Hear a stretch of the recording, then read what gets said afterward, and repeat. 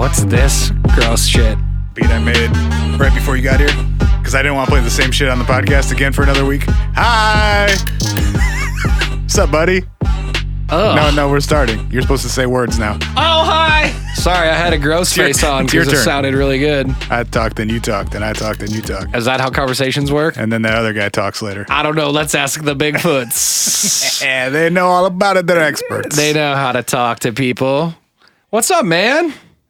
I do it every fucking week. I fade the music and I'm like, oh, I'm going to play a sounder. It's going to be funny. And then your no shit's fucking sound. Quiet as shit. But anyway, how you doing, man? Doing great. Can we afford an actual engineer yet on this show? I kind of think that's maybe literally also one of your job titles. Shh. Don't tell them. They'll know our secrets. They'll know our deep, dark secrets. Don't embarrass me in front of our friends. Our very big group of friends. Mom, you embarrassed me in front of all my friends. It's a big list. Hi, friends. It's the What If Podcast. We have a very special, fun, weird episode for you today. See? You know what? Tell me more. Like, did you fuck up again? Only a little bit. Okay. What should we do about that? You can talk for a second. I'll fix it. Okay. So should I tell them why it's a special episode this week? Yeah. Okay. So, y'all, we've got a very exciting guest on the show this week. We haven't had a guest on the show in quite some time. Perhaps too long. Perhaps too long. But what we have done is we have invited a new friend of the show, Dallas Taylor, from the podcast 20,000 Hertz. It's cool. You should listen to it. Spencer says it's cool and you should listen to it if you're not hearing that off mic. Fix the problem. So Dallas has this really cool podcast where he talks about all things sound. They're cool stories about how sounds were made or where they come from or how they impact us. And it's a pretty fucking cool show. And he was big fan. And he was actually kind enough to guest on the show this week because we have an episode that is sound related. Mysteries of the oral realm. Mysteries abound. We're talking about the Sierra Bigfoot sounds today, which for those of you who don't know, are a series of audio recordings that were captured in the Sierra Nevada mountains in the early 70s. See. And we're not going to give you much more than that now. We're gonna throw it to our conversation with Dallas. We had a really good chat with them for 20, 30 minutes or so. And then Spencer and I are going to come back at the end and finish the episode off with some additional thoughts post our chat with Dallas. So we hope you like it. We hope you're having a great day.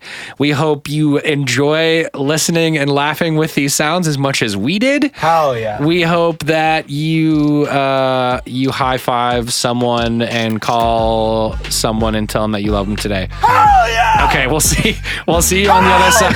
Yeah, bro. We'll see you on the other side of the interview and talk to you then. Okay, love you, bye.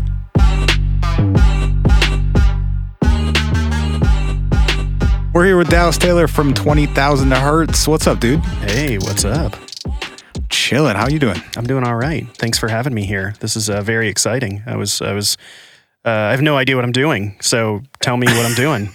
You know, our fans will find that we don't know what we're doing either, so you're in great company with us, too. We we are all arriving at similar levels of knowing what the fuck's going on. Okay, all right. We're talking about the Sierra Sasquatch Sounds today, and I figured you being a man of all things audio, you might be the right person to have on board to analyze some of these. Sure, and I would like to clarify, today. I have not heard any of this stuff, so it will be right off the cuff. Yes. Oh, we get the rawest reactions to this goofy shit. I love it.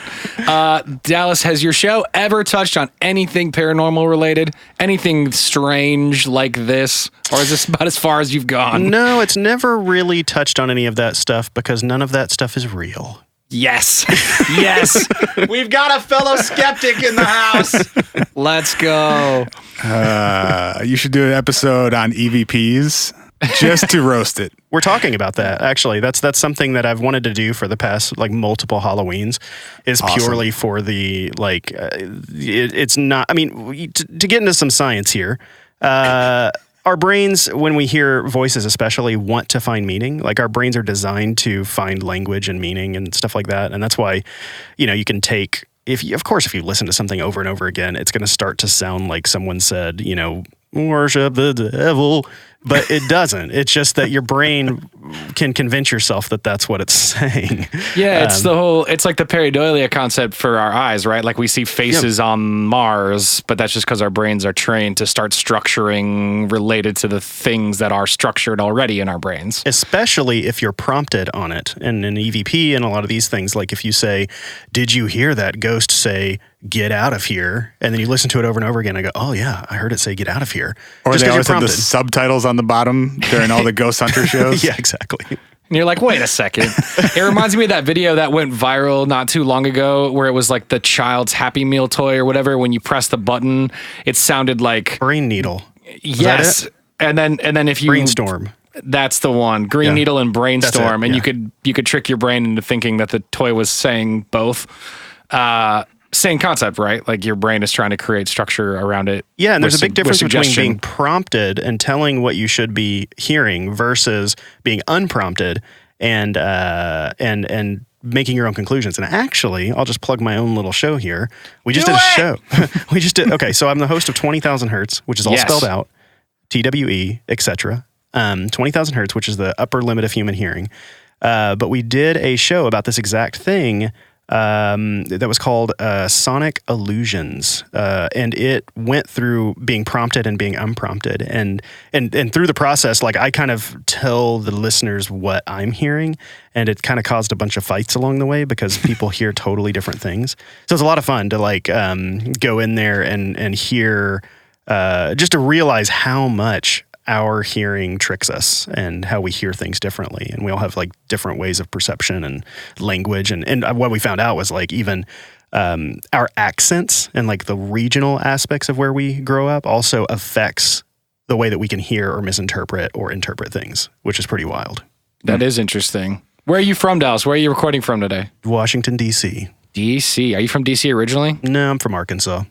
I knew there was a little bit of South in there, but I wasn't going to say it. I was going to wait.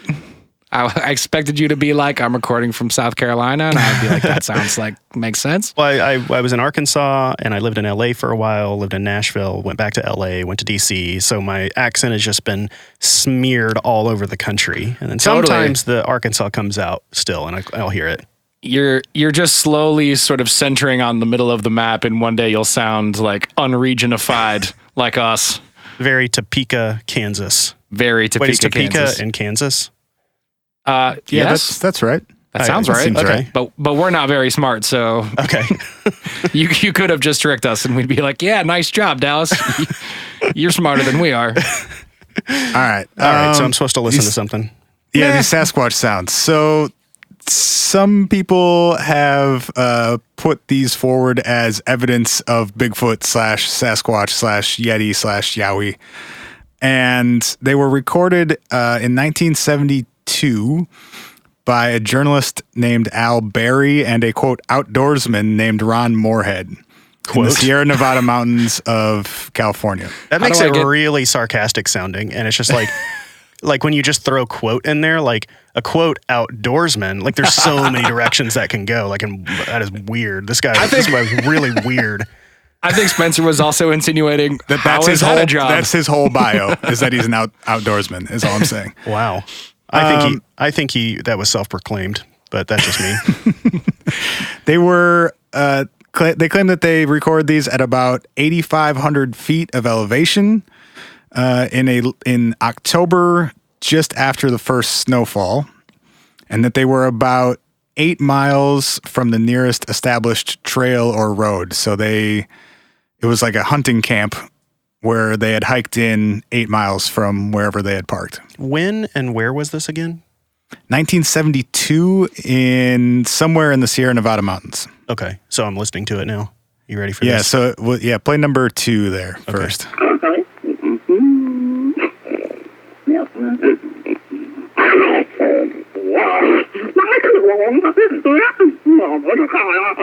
This is the stupidest thing I've ever heard.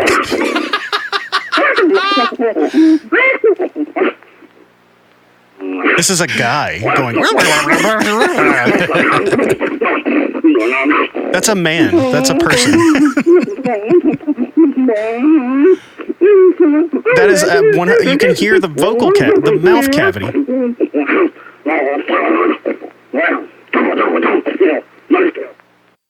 Yeah, that's a person. Yeah, that's not Sasquatch. But if there was a mouth cavity, Dallas, what if it was Bigfoot? Bigfoot's got a mouth cavity. Bigfoot has a mouth. So Bigfoot. Let's think about this. If we're thinking about like great apes and things that are kind of similar to humans, their mouth cavity is going to be a lot deeper, throatier. If I had like a big bucket and I was going to do like a tiger growl, you go like, but like there's this cavity that you hear all of this like reflection inside the enormity of this cat, and so you'd get the same thing with like a great ape or something. It's just very guttural and just huge, and things that like, unless you're like the world's best movie trailer voice, that you're just not able to do because the cavities aren't that big. But like this sounds like a normal random guy, like just going like that's all it sounds like. That's a guy. That's pretty good. That's pretty good actually. Yeah, that's all. Yeah, Dallas does it well. So a little background about how they claim these were recorded before we get to the other ones. They were awfully close to Sasquatch too. That's what's real concerning here. So that's actually one thing I wanted to ask you about, because it says, or they say that they recorded this with a single stereo microphone that they taped to a tree branch about 2 feet off the ground, about 40 feet from their camp. And about 50 feet from where they claim these sounds were coming from. Okay, hold on. So they claim that sound was recorded from a distance of 50 feet. Okay, first of all, I can't tell if that's. If that's stereo, that's the. It seems like it's in mono to me. That's the world's worst stereo mic. Now, okay, let's give them the benefit of the doubt. You know, it's been a lot of time, and they're putting it. You know, it's transferred so many times. Now we've got an MP3, so maybe it was this inglorious stereo beforehand. From, oh my goodness, what was the second part of this? So stereo, we got a stereo mic. What was the next part that you said? Oh, they claim that they were recording sound. So the setup was they had this camp, and then like maybe 100 or so yards outside of their camp, they started hearing sounds. They set up this microphone, microphone sort of in the middle, them 50 feet on one side of it, and they estimated these sounds were coming from about 50 feet on the other side of it. So they're saying that these sounds are recorded from a distance of 50 feet from whatever the source was. Does that seem at all reasonable to you based on that audio? No, not at all. It's a guy right in front of a microphone just making weird noises. And also, it's just like they went out there and they specifically taped a microphone up to a tree. It sounds like they were trying to achieve something to begin with, because how many people just go camping and you're like, you know what? I'm just going to tape a microphone to a tree just to see what happens. Like, were they out seeking this sound specifically? The story goes that they had this like hunting camp there and had heard stuff in the past, and then went back and brought a tape recorder and a microphone. And they just so happened to point it in the exact proper direction, because we have 360 degrees, so we got that. Even if this was the world's most hypercardioid microphone, which are those boom mics that you see in movies, and you're pointed straight at something, from that distance, it would still sound like complete and utter garbage. Maybe if you had a parabolic dish, which is the thing you see at the side of baseball games and football games, to point literally, and that's what they're designed for, is to capture sound from, 50 feet away. Maybe. Also, the other part of this recording is that it's literally facing the microphone the whole time. Like, you're not here. Like, here I go. I'm going off microphone. Now I'm way over here. Look, I'm at 90 degrees right now. Do I sound totally different? Yes. If I turn around, totally different. Here I come back to the microphone. So it's already like directed straight at the microphone. Like, did Sasquatch just happen to know that there was a microphone right there? Well, and would perform so precisely perfect directly to this? I mean, sure, maybe this recording was an hour long and they just trimmed out the part where Sasquatch was perfectly making weird noises. Also, like, evolutionary, what benefit would Sasquatch have to making those particular noises?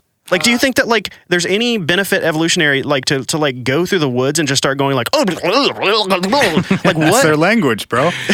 They got to communicate. There right? are arguments that there is linguistic properties to what's being communicated in that. Also, to your question or to your point about clipping out. By the way, Dallas, let's be very clear.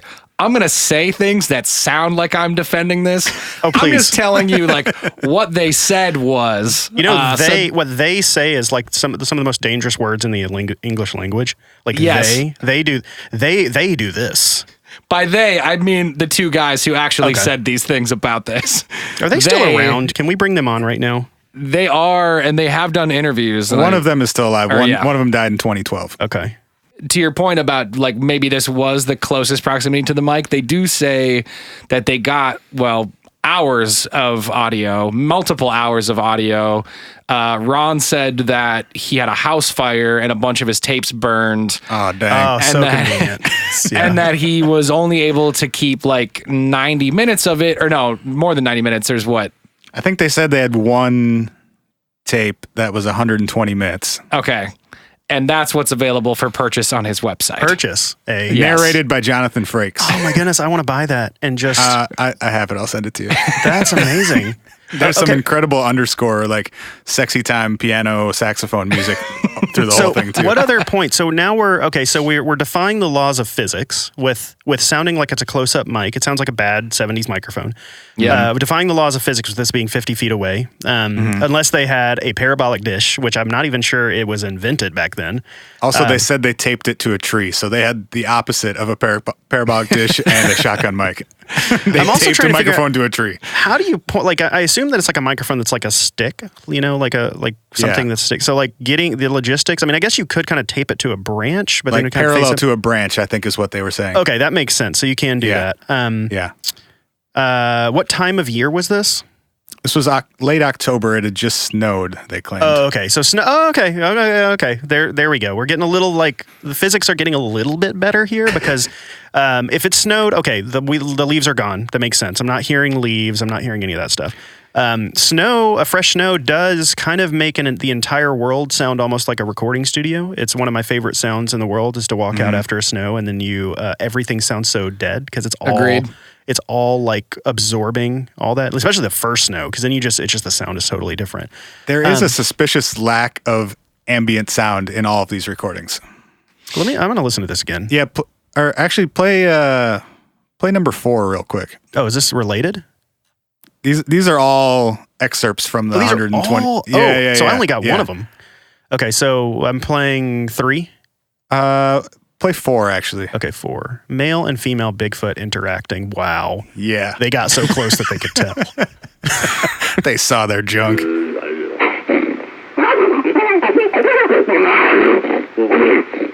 that's a guy.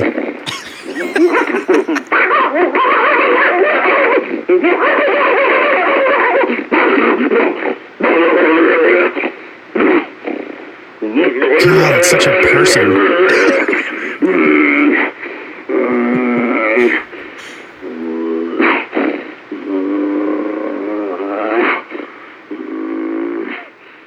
Wait, male and female on this? Hold on.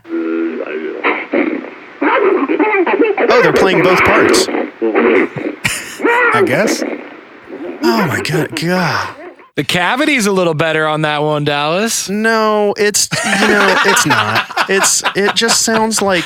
Here's the thing. Like I know people who in video games, like humans that do creature voices and stuff. There's people who do this for a living.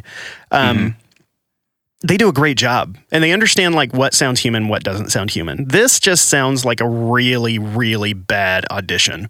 Like someone who like thinks that they sound really convincing, but you know how your voice sounds different to yourself than it does outside of your body.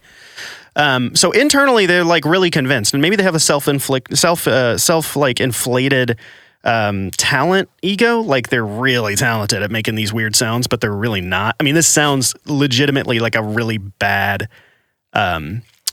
like demo, like audition video for like doing like Fallout 5 video game or something, like doing creature voices for it. What if Bigfoot was just waiting for his opportunity to get a record deal this whole time, and that's what the real audition is? He finally saw a microphone in the woods and was like, "Oh shit, it's my time." I'm just trying to think, like, and also, like, nothing about the vocalization makes sense. Like, do we see anything else in nature that follows any sort of pattern like this? I mean, it's kind of like a cat, like if it was on drugs. There's a little bit of like... It's just oversold. Like, if I was going to fake Sasquatch, I would be like... Yeah. Right. There's so much of it, and it's... Like, I would keep it really minimal. So intense. Yeah. But, like, it's just so... Like, the whole thing. It's like chatter... It's almost like they're trying to emulate when you hear monkeys chatter in the zoo, you know? That, they still don't chatter. Skitterish chatter. Yeah. Okay. Yeah. I mean, I can maybe it's not one Bigfoot, but it's like 12 of them. It sounds like the same guy. Like all 12 of them are exactly in front of this microphone. I mean, maybe it's one Bigfoot that has multiple personalities. That's also auditioning for a voice role on a future video game. As a creature, which would make sense. I mean, they could probably make a lot of money if they were discovered. Unique sound. You got to do all like on location recording. I mean, I'm still going to give them the benefit of the doubt here. So they have a camp. I'm going to say that they made a mistake. This was not 50 feet away. They turned their back. And Sasquatch got really close. They could have misjudged it, right? Like maybe they just misjudged how far away maybe the sounds were originating from. The Sasquatch, or the Bigfoot got really close. It was right next to the mic. Okay, that explains the physics. That makes sense. Maybe they were reacting to the mic, right? Because it was a Bigfoot. It had never seen a microphone before. So it was like, what is this thing? I'm going to look at it and examine it and yell at it. And they did say it happened in the middle of the night, so they probably could not see clearly how far away shit was. Yeah, that's fair. So they're close, and they're like, what is this thing? This is crazy. Why is there somebody spying on us? I don't know, because I assume that Bigfoot is going to be very, very, very intelligent. Yeah. He would have to be. Hide and seek champion. Mm-hmm. Wait, what did you say? I said hide and seek champion. Oh, I thought you were doing a monster truck reference, which would also be awesome, but lost opportunity. The belt. So Sasquatch, or am I getting is Sasquatch and Bigfoot the same thing? They're interchangeable. You can also use skunk ape if you want to say a funner one. Okay, skunk ape. Okay. Yeah. That's more of like a Florida thing, though. This was California. That's true. This is probably a Bigfoot. Okay, so we got a Bigfoot. They're closer. Explains that they are chatting back and forth. They are very, very human-like, but very hairy, and they have clear like intellect and personality that rivals our own, yet no one has ever seen one. So, it makes perfect sense to me. Cool. Let's play number 5. Okay. Because things develop a little farther. Whistle sequence. Okay. Uh-huh.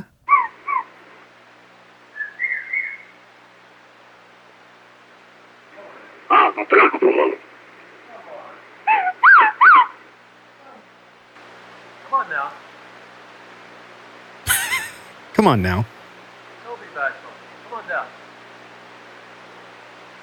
So that's not Bigfoot. That's one of the men talking. I know. To Bigfoot. That's what's so crazy. It's like.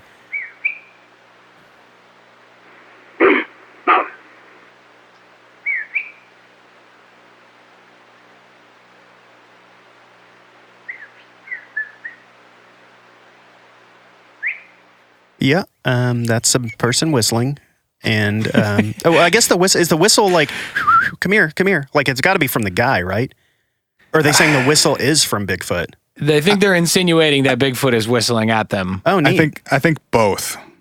I think there's supposed to be a whistle that is human and a whistle that is not in that recording. Okay. If you listen to the longer chunks of the tape, you find that there's a couple scenes where Al and Ron are hearing sounds from far away and then mocking the sounds with their own voices. Okay. Trying to see if the sound emulates their sound, I guess, is what. Which is really funny because they clearly sound like they're off mic, and yet Bigfoot is just right on top of that motherfucker. That's amazing. Yeah. Wow. Okay. So at first I thought, okay, that sounds like a legit bird call. Could just be a bird call. And then maybe that's where they got the idea and they heard a bird. So like if I heard that, I was like, okay, that's a bird call. You're saying Bigfoot is doing bird calls. Well, it sounded like the first thing I thought was like, that sounds very much like a bird call. It could legitimately be a bird. Yes. Okay, but it's wintertime, so maybe the birds are not there. So now we're contributing this to it doesn't make sense that that's Bigfoot. Like Bigfoot is so talented. If now like it can mimic like bird voices so beautifully. That's why they can hide so easily. They're incredibly smart.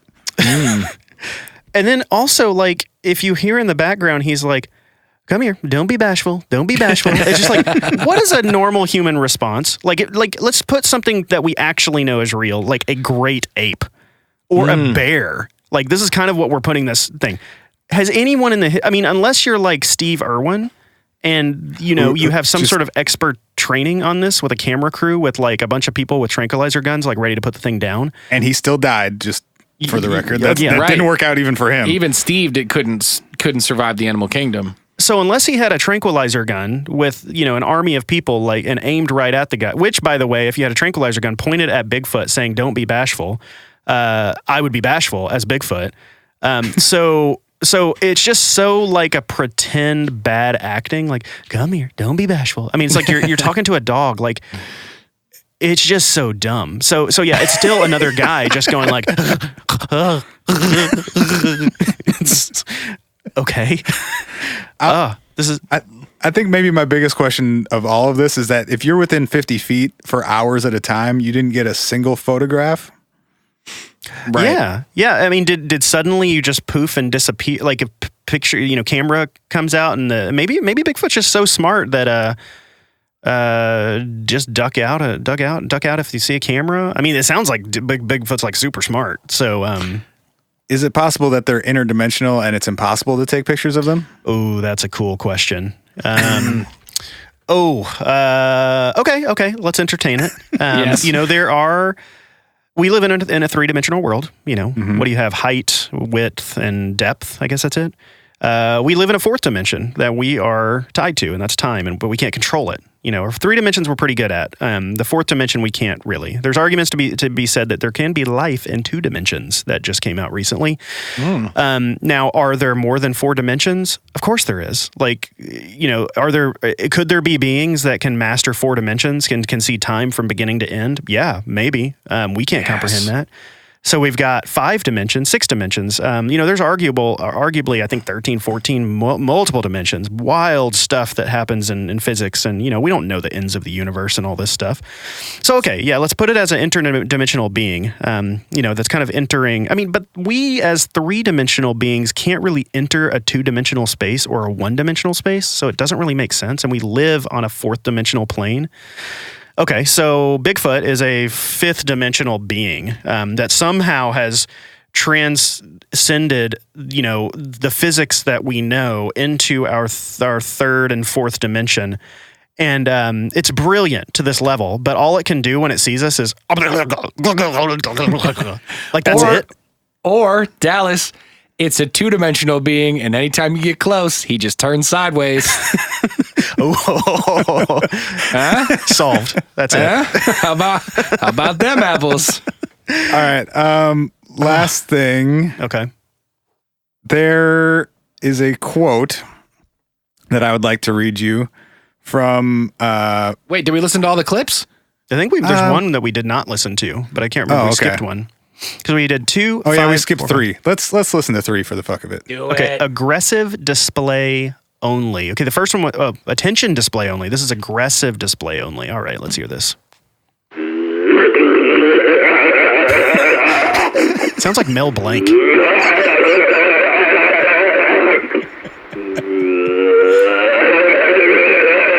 It's Mel Blanc doing like Elmer Fudd. Doing Elmer Fudd.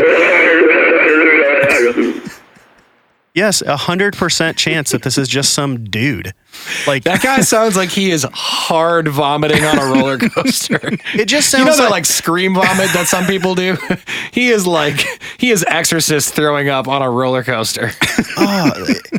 It's just so bad, of acting. And I can't believe, I guess this got enough press that we're talking about this, 30 something years later? Oh man, this guy made a career out of these audios. Truly. If I could only travel through time. A quote from Ron about Bigfoot to close. So, should we be afraid? Just what could Bigfoot be anyway? The remains of giants have been found on Earth before. Most of us know about Greek mythology regarding aliens copulating with human women, who then gave birth to half-god human, a.k.a. Zeus, Hades, Poseidon, Hercules, and so on. They supposedly had great powers and supernatural abilities, and most of us know of the biblical accounts of the same type of crossbreeding. If we are to believe there is a core truth, we all know that. Is that a thing? Well, now we do. If we are to believe there is a core truth to these stories, could Bigfoot be a diluted remnant of these and have inherited some of their quantum abilities? Bottom line, these creatures have quantum abilities because their ancestral father was alien, in parentheses, Lucifer.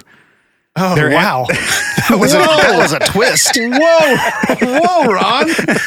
Whoa, Ron. Their ancestral mother was human. They are a diluted remnant of alien intervention into God's creation. Esau took his wives from Canaan, the land of giants.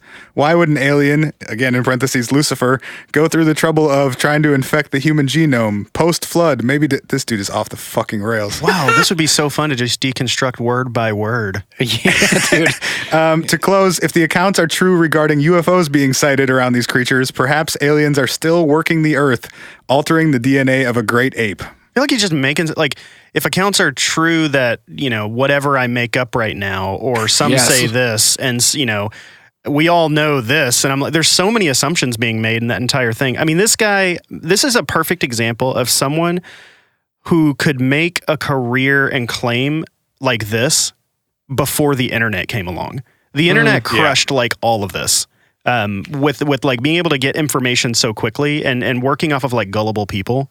And so I can't imagine this was being said anytime after 2000. No. Well, it's still on his website. Oh, okay. I don't know when he said it. Okay. It's on his website as of now, 2019. Okay. None of that's real. It's just some guy making babble noises. And I've heard I've heard better from, real people. And I've heard worse. It just sounds like a bad audition tape. Yeah. Guys in the woods making sounds together. Hey guys, what are you doing this weekend? Do you want to go to the woods and yell with me? I mean, this would be a ton of fun. Don't get me wrong. If someone pitched this idea, if you guys pitched this idea to me and were like, hey, let's go camping and especially in the 70s, who knows what was being passed around, and just want to make weird noises and try to trick the world. That sounds like fun. Dallas, stop talking. Dallas, what are you doing next weekend? Come on, man. I mean, I'll go on the record. I would love to start a hoax that has to do with sound. Let's diversify our income streams, Dallas. Yeah, let's go. I have been longing for the day where we can pull off the perfect paranormal grift. So if any of you guys, and I mean you two, have great ideas, I am all for it. Okay. Put them on a list. There's a lot of money to be made from a lot of dummies. That's true, yeah. For paranormal grifts. And you don't have to cite anything. You just have to say, some people believe, and then say whatever crazy shit you're going to say. They do this, and some people this, then that's all the citing you need nowadays. And then Satan fucked Bigfoot's mom. And made you and me. Welcome to Ron's website. I'm really baffled at why aliens would be so obviously Lucifer. Aliens, aka Lucifer, wink wink, we all know that. Right. I think it's the whole ancient aliens thing where the gods were actually aliens, that whole thing. Oh, okay. All right. He's there's a theory, have you ever watched Ancient Aliens or anything like that? I try the History Channel bullshit? Yeah, okay. Yeah. The whole idea is that most religious texts are actually referring to interactions with aliens, not quote unquote gods. Huh? Because they just know that for sure. Well, yeah. I mean, they said it. Ancient alien theorists. It's just so convenient that makes really entertaining TV. I mean, thank goodness that all just so happens to make entertaining TV. I mean, to be fair, the whole idea of gods doesn't make any more sense. Well, it's just like, thank goodness that like it fits a perfect narrative for like gullible people. Like it's just a perfect. Because here's the thing, this is an important thing to get out to the world. And if it didn't fit a perfect narrative for gullible, dumb people, like this important information would not have gotten out there. Yeah. So it's brilliant that it's just perfectly suited in a very stupid way to where it could really get out to the world. And if we've learned anything today, it's that if we work hard enough and create our own hoax, we too can have a TV show. That's true. That sounds so good. let's get to work, boys. All right, I'm down. What are we doing? All right, Dallas. Thank you very much for taking time to indulge this nonsense. I would do that anytime. That was so much fun. Like, awesome, man. If you have anything sound-wise, this was just like a pure joy to deconstruct. I kind of want an entire podcast of this. All the time. That could be arranged. I was going to say, that can 100% be arranged. Like just debunk sound stuff. Oh, that's so much fun. Hell yeah, man. Anything you want to shout out before we send you on your merry way this evening? Yes. My podcast. I have a podcast. And if you are hearing my voice, then you like podcasts. My podcast can be fun. But it's real sciencey, there's some things that are fun, some things that are sad, but it's all about sound. It's not for soundies. It's not for audiophiles. It's not really for like sound engineers or any of that stuff. It's just stories about cool sounds, how they were made, how sound affects our brains, how sound is underutilized as a sense and underappreciated as a sense. And I think you'd like it. So it's 20,000 Hertz, all spelled out, a big purple icon. So right now, pause the episode. Don't edit this. Don't edit this. Don't edit this. Pause the episode. Go over. Type in TWE, continue, and then look for the purple icon, hit subscribe, but then come back down. And the thing is if you pause it, it's still going to be like sitting down there at the bottom of your podcast player. You're not even leaving this podcast. True. You're just opening it up. TWE in blah, blah, blah, blah, blah. Hit subscribe, come back to the podcast, forget about it, and just wait for the next episode or find something. So that's what I want you to do right now. Pause the episode. Okay, now thanks that you've stopped pausing. Now we can continue. You can continue with your own show. Hell yeah. Fans of our show might want to start with the Golden Record episode. That might be up some of y'all's alley. After this conversation, it's like the bouge seems appropriate. It's like kind of goofy, and it kind of opens up a world of overused trailer sound effects, and it kind of ruins trailers forever. If that's Sick. kind of, I kind of get Would the you vibe like to hate movies? that's part of this show too. Hell yeah. Awesome. Well, thanks a lot, man. Appreciate you taking the time to hang out with us for a minute. Thank you. That was so much fun. Awesome. We'll do it again. We'll talk soon. Yes, please. Thanks, man.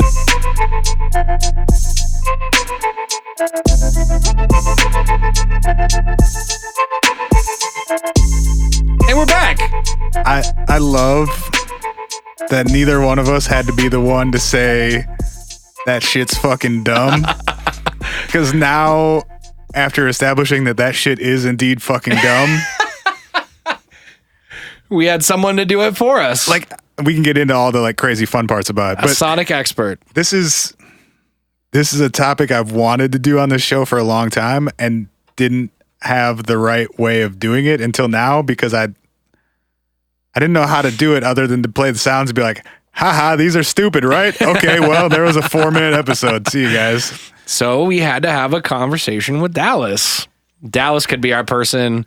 If you guys didn't notice, like I said this to Spencer as soon as we finished recording that with him, most episodes, it's like if one of us is telling the story, the other one is playing skeptic or vice versa. Not even playing. We just like question the story. And we didn't have to do that at all because Dallas was like, this is bullshit. So we got to be the ones who were like, yeah, but what if this is crazy? Yeah. But like, what if it's not bullshit? Right. Real quickly, can I play you just a brief excerpt of the Jonathan Frakes narrated audio documentary that was referenced? Oh, I'd love it if you did. Okay. Wait, sorry. Wait. Oh, I know, dude. I know. You may think you're ready. You're not ready. I'm sure I'm not. Just to clarify, the sounds that we played, the clips that we just played throughout the interview with Dallas, or it's not an interview, conversation. Those clips are part of the original audio, correct? Yes.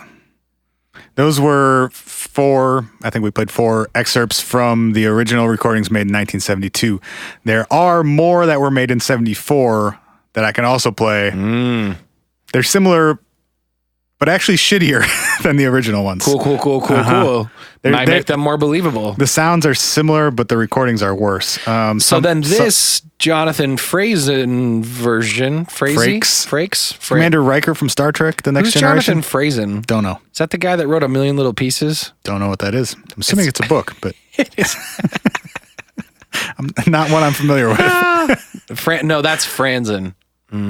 I'm going to stop saying dumb things. Like the boxed wine? People are... that's Franzen. Yeah, there's this guy. He wrote a box of wine. You know about him? Johnny Franzia. I hope someone brings a box of wine to one of our shows. So I'm not sure why you interrupted me, but I'm going to play this now. I hope someone brings a box of wine to one of our shows one day and we get to autograph it. What I want to know is that amazingness of full remix of the original sounds? A thing we can fucking listen to? Yes. Okay. You just listen. Listen. Should put the cat sounder on top of it.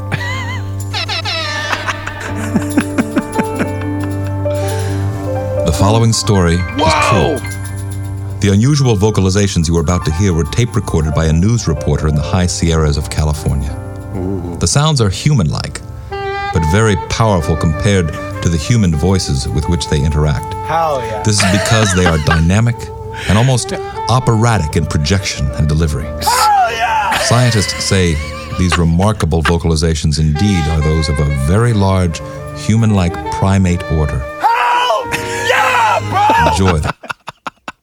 All right, so... I like that you cut it off before you even got to say enjoy them. You're like, all right. Them with us. Oh, with us. As we share a rare and unique listening experience. It's so good. Kenny G in the background just fucking... Fuck that dude. Crushing it. You called him Kenny L on sure Twitter. Did. That's pretty funny. So is this whole thing like an audio drama? So they took the 4 sound clips that we played and made it into a 37-minute audio thing. Sick. I don't even know what to call it. And these are the versions you can buy on his website. These dramatized... Sorry. Sexy. I spent $17.99 on them, bro. God damn it. We're never ever going to make money off this podcast if the first time we make money, Spencer's like, I got just enough to buy my Bigfoot tapes. You fucking crazy ass. Come on, man. We made more than $18. That's true. Plus, we can start bootlegging them. That's true.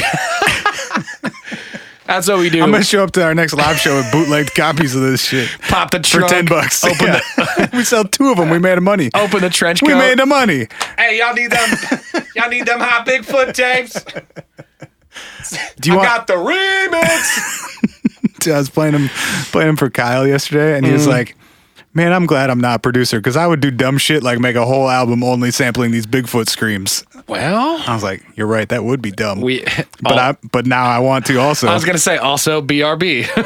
You want to hear some of the, speaking of remix, the remix 1974 versions? They're short. What are the 1974 versions? Is this supposedly new audio? They went back and recorded more Bigfoot sounds, allegedly. Well, and for what it's worth, so I listened to a really long interview with Ron and a guy whose name I'm forgetting right now, who was a crypto linguist. Scott something, I think was his Nelson? name. Is it that dude? Scott Nelson? Yeah, Scott Nelson. Yes. So I listened to like an hour-long interview with those two, which was wild. Is that dude as full of shit as he sounds on paper?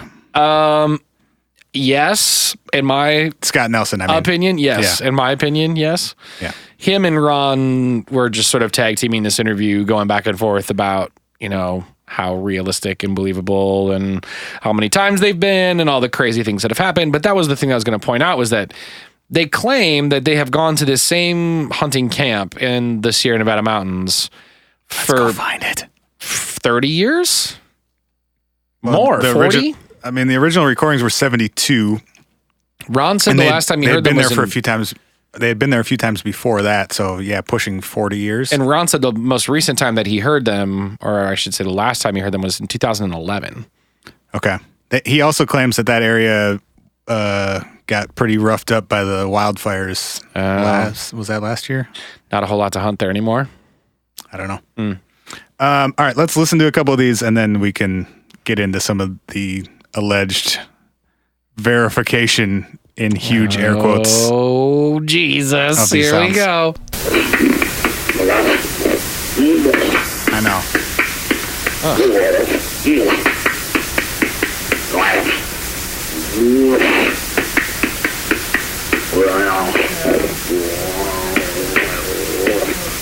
That it's really rough. I don't know. There's just like so much tape hiss and distortion and shit on them. Mm-hmm. But if you came across anything that talked about them making knocking sounds, that's them. That's what they're referencing. Sounds like they're like clacking stones together, maybe, or like hitting a piece of wood with a rock, or vice versa, or some if this shit. one's any better.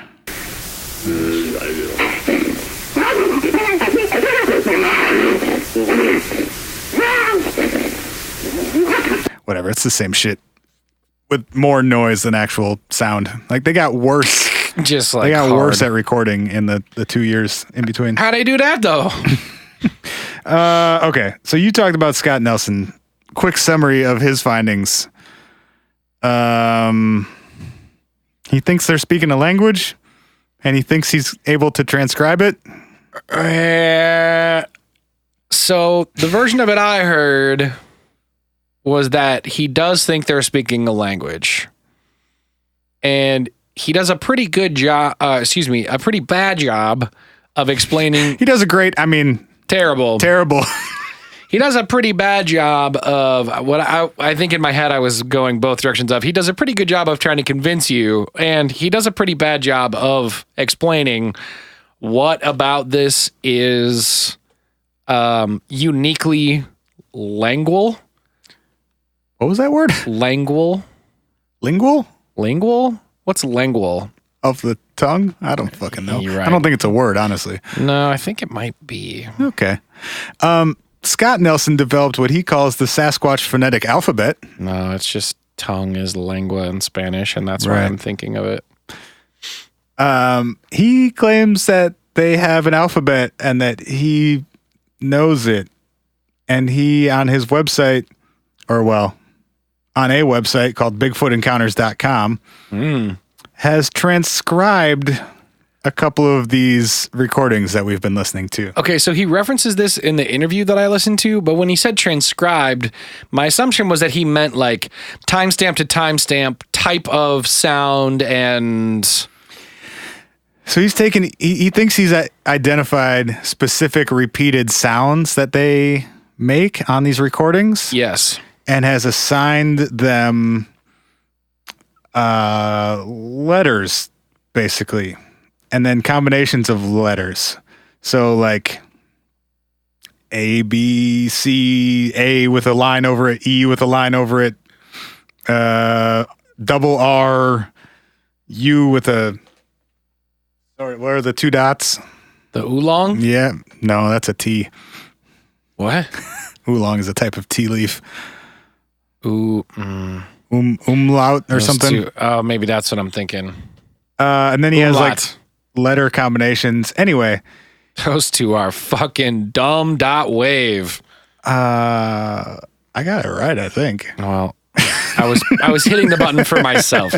It is an umlaut. Then he has things like in parentheses SC, which equals scream, comma, possible language. TP5 equals tooth pop, number in sequence, possible language. What? So, tape number 1, transcribed by Scott R. Nelson. Timestamp, 4.5 seconds. WW, 8.62 seconds. WWW, 15.11 seconds. Ramho Baru Kahu.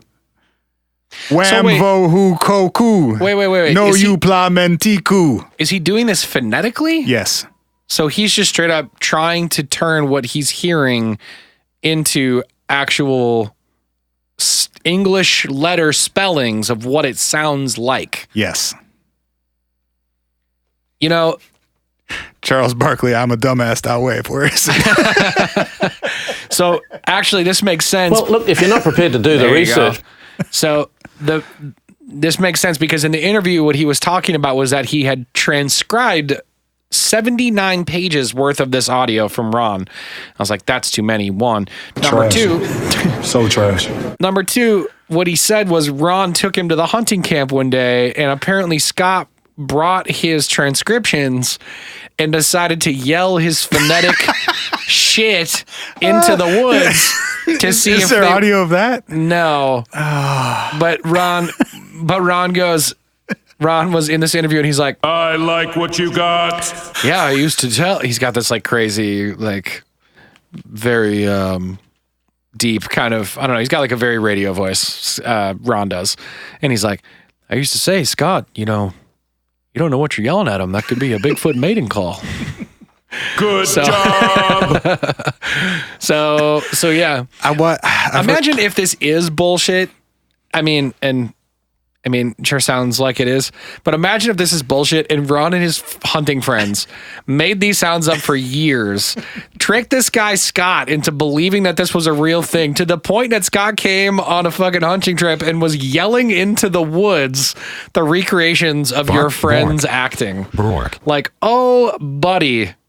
Okay. So I think I have an idea for this episode with Dallas.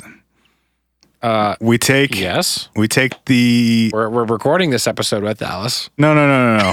I'm saying for the next one. Oh, an additional episode with Dallas. Yeah. I understand. We take the original recordings. We get a huge PA.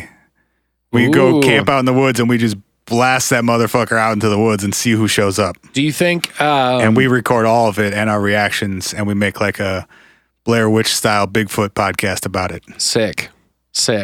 Mm-hmm. Sick. Okay.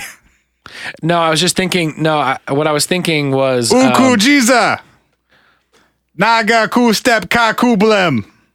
That's what he was yelling in the woods. Yep.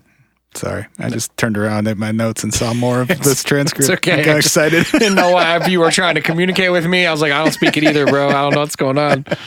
Oh, he's got a question mark on some of these. Maybe Waku Kavam. Jesus Christ. Maybe this is the hoax that we fake with Dallas is we go play the bad audio into the wilderness, but what comes back is good, crazy, scary audio. Oh shit. He said he knew some creature voice actors or something. Yeah. Let's get at him. Just send one of those guys out into the woods and we'll just be like, I bet nothing's going to come. And then have one of his crazy buddies do it way better. And then we'll be like, yeah, that boy big. Foot. Okay. Maybe last thing.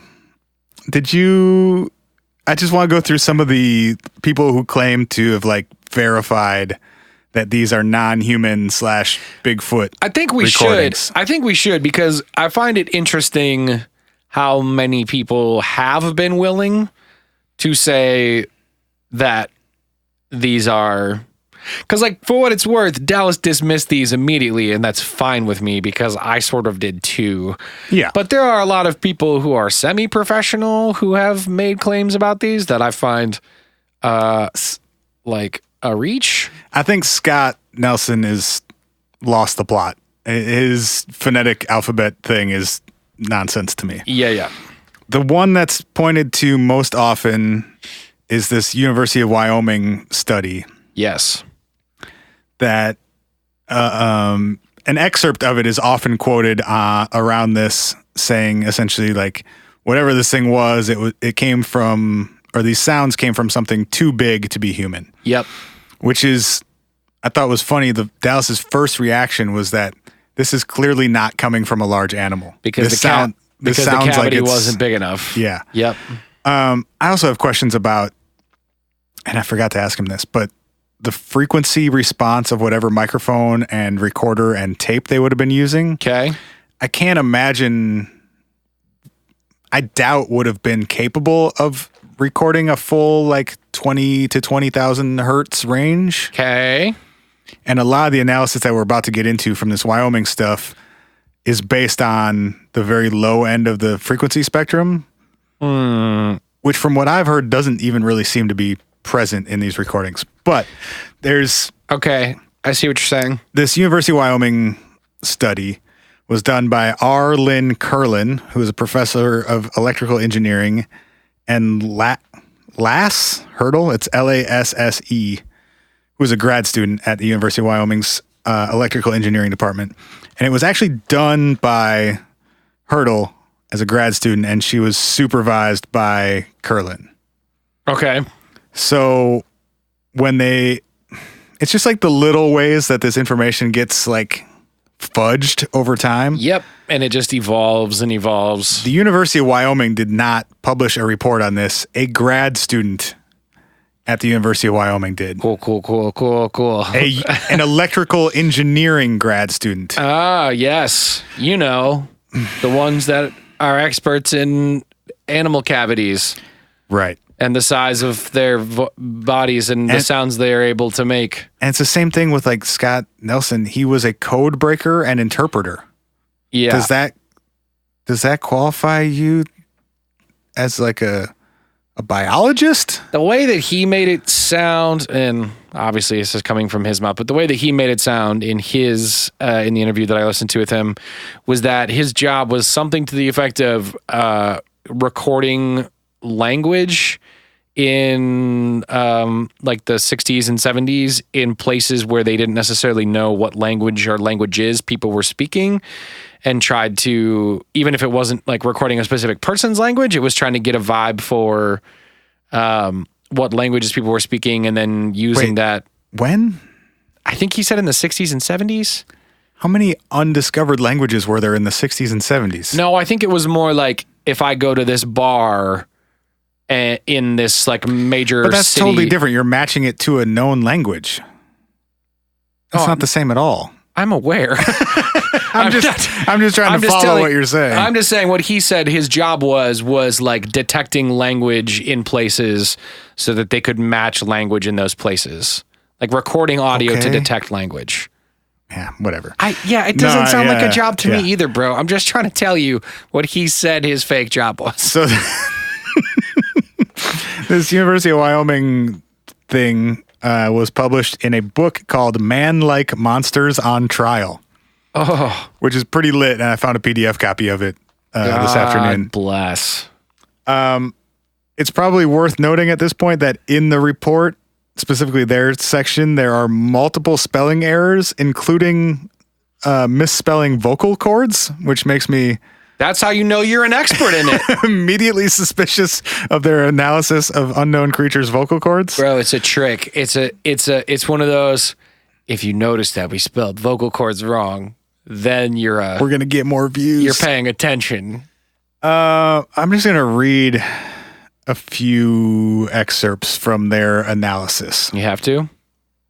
You said, do I have to? No, I don't have to. No, it was a joke. I just feel like it's going to sound real goofy, and I'm scared.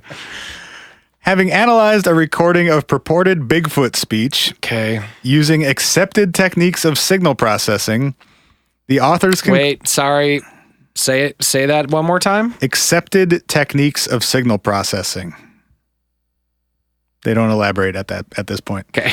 The authors conclude that the means and ranges of the recorded pitch and estimated vocal tract length of the speakers indicate that the sounds were made by a creature with vocal features corresponding to a larger physical size than man. They also conclude that the tape shows none of the expected signs of being pre-recorded or recorded at an altered speed, and hence diminish the probability of a hoax. So basically what they did was they analyzed the frequency of these vocalizations. Yep. Not in like how often they were happening, but like the frequency of the vibrations that were causing the sounds. Yes. And using some averages across men, course, trying to they do a very poor job of simplifying it for non-science people. Yeah. Basically, they take data that correlates in humans your physical size, specifically your height, to the length of your vocal cords, and the length of your vocal cords to the frequency range of your voice. So there are certain, or they're saying, at least, I didn't fact check this, they're saying there are certain correlations between the size of a person and the size of their vocal cords, and between the size of your vocal cords and essentially how low your voice is. But that can't be true, because I'm 6'5" and I weigh 220 pounds, and I don't have a particularly low voice. Not obviously a 1-to-1 correlation, but they're saying there is trends. Some, and they could very well be wrong. This is an electrical engineering grad student after all. I just don't know enough to definitively disprove that. Yeah. And by analyzing the frequency range of the vocalizations on this tape, which you guys heard it, it's not pristine audio by any measure. It's distorted pretty heavily at times, which, without getting too into the weeds, distorting something adds harmonic layers that are not actually native to whatever the sound source is. Sure. So if you distort my voice heavily, it's going to actually introduce frequencies that aren't in my actual voice. Oh, so you're saying the range that they were detecting in their studies was probably introduced by the distortion, It could be. Yeah. Distorting something adds harmonic layers to it, essentially, which add frequencies that aren't there and before you distort it. And is that the same with speeding things up and slowing things down? So what they're saying is, they didn't detect that this recording had been either recorded at a higher rate and then slowed down, or record normally and slow down, which would make it basically shifts the entire frequency range lower. Right. They didn't think that's what had happened here. Got it.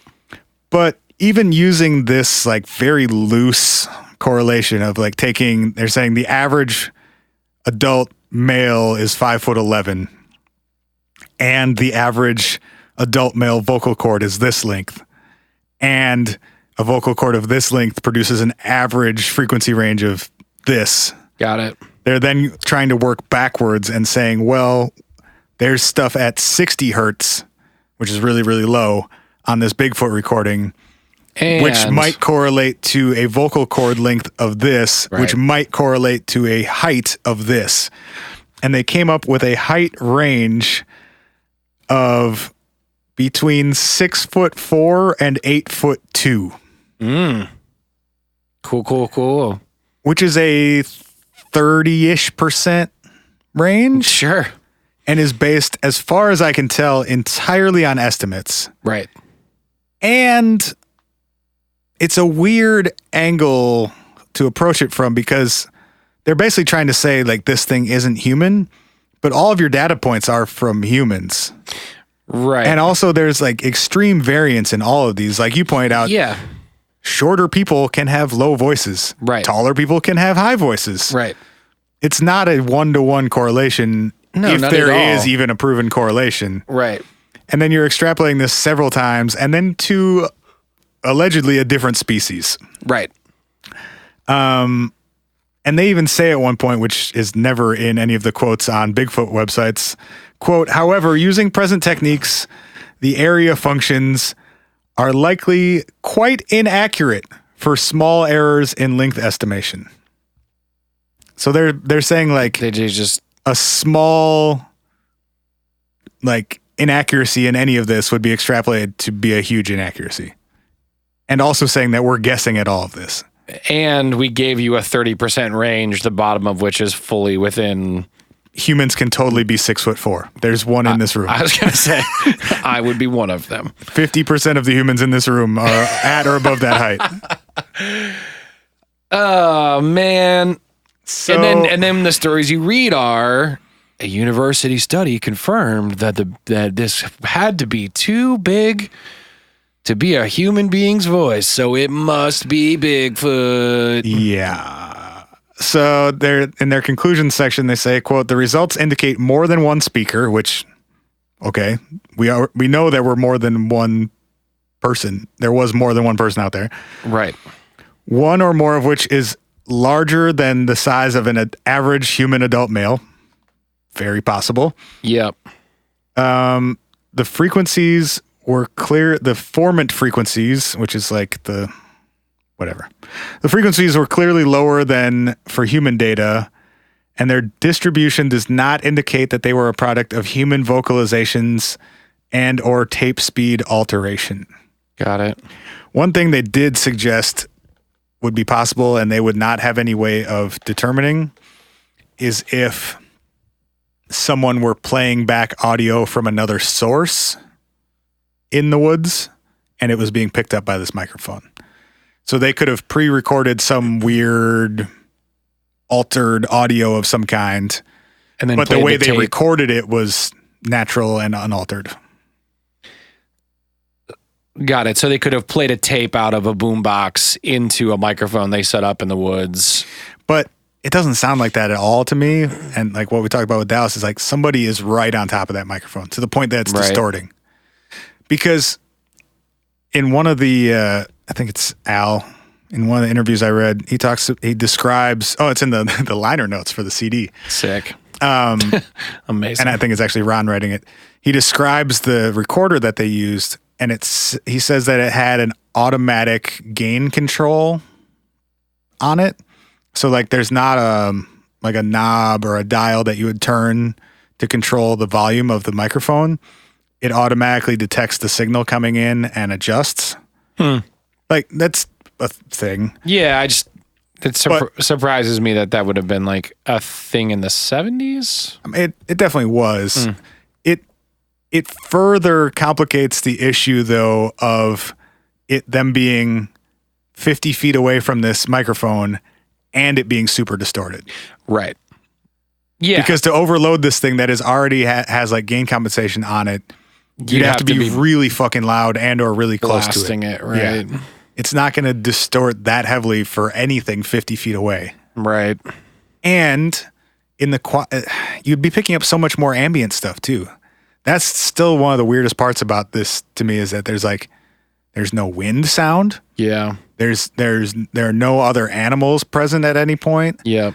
It sounds like it could have been recorded indoors in like a treated room almost. There's no other sound present. Did they and if it did have an automatic gain control on it, when there wasn't a loud sound, it should have been more responsive to quieter things. Right. And there's nothing. Right. I don't know. It's because I think we're done here. It's because it's not real. Well, I mean, I think here's how I feel about this one. I find this one particularly interesting because it is the best, worst evidence that exists. You know, like sonic evidence is just so fickle, you know, like you can't attribute that to if you had a photo, like you said, if there had been a photo there to go with this or something like that would have given it more. One thing we didn't talk about is that they took photos of alleged footprints in the area. Oh, I did not know that part. 13-inch feet. Damn. I mean, isn't that like what both of us wear? It's not that big. Yeah, I wear a 13. Does that translate exactly to 13 inches? I don't know. Pretty dumb. Pretty dumb. I guess my biggest thing that I'm surprised about, and maybe I shouldn't be at this point with all the episodes of the show that we've done, that this one has really lasted. Like this one is kind of a classic. And it's so bad. And it seems really... This should have been dismissed immediately. It seems really dumb to me that this has been a classic. And the crazy shit too is both Scott and Ron have made a lifelong commitment to this story, and they tour it and they sell it and they speak it and they write books called Quantum Bigfoot about it. Hell yeah. And they went off they went off the goddamn rails on this one. What are you supposed to do though? Once you put it out there, you can't really go back. I mean, you certainly can. Well, JK, I'm sorry. We were being stupid. We were just guys goofing around in the woods. Carry on. I guess you could, but no one ever does. I know, but I'm just saying maybe you should, instead of living 40 years and like still going on podcasts. That's going to be us. When we make our great hoax, we'll let it play out and then we'll come back and be like, hey, look, we made it all up. Come listen to our podcast. You can return your books if you want. If you're mad, come listen to our podcast, and you can call our number at 612-246-4614, and you can yell at us about it. Or if you're super mad about the hoax, you can send us a very long, strongly worded email at hi@whatifpodcast.com. Or if you want to, you can join our Facebook group. Just search for the What If Podcast on Facebook, and you can join the Facebook group, and you can say, fuck you, sweary boys, for your hoax. Or you can find us at What If Pod on any of our socials. You can tell us we suck there, too. Or you can write us to iTunes